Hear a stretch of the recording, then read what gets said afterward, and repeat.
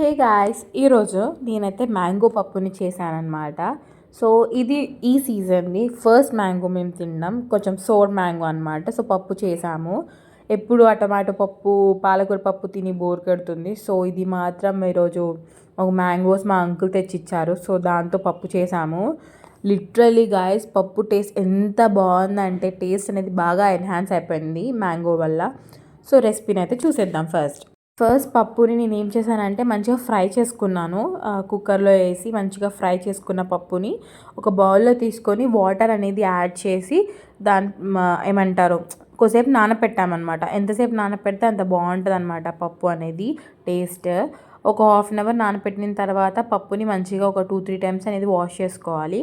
ఆ తర్వాత మనం పప్పు యాడ్ చేసేసి అందులోనే కొంచెం green chillies, onions and cut చేసుకున్న మ్యాంగోస్ని యాడ్ చేసుకోవాలి. ఇప్పుడు దాంట్లో కొంచెం పసుపు, కొంచెం కారం, ఇక్కడైతే నేను కొంచెం చిన్న స్పూన్ కాబట్టి 2 టేబుల్ స్పూన్ వేసుకున్నాను.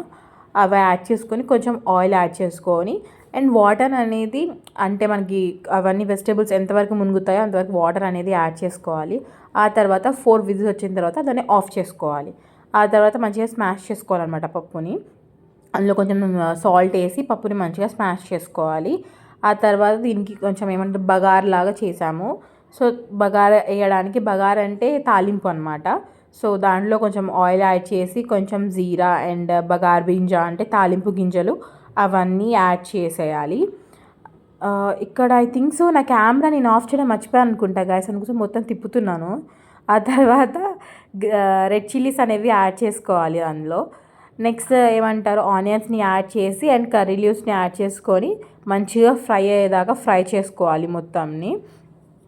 మంచిగా మొత్తం ఫ్రై అయిన తర్వాత మనం ఏదైతే పప్పుని స్మాష్ చేసి పెట్టుకున్నామో ఆ పప్పుని యాడ్ చేస్తాము. అంతే గాయస్, మ్యాంగో పప్పు చేయడం చాలా ఈజీ. ఇక్కడ నేనైతే సైడ్కి లివర్ ఫ్రై అంటే కొంచెం curry type semi gravy and mango పప్పుతో తిన్నాను గాయస్. టేస్ట్ మాత్రం యమ్ ఉంది.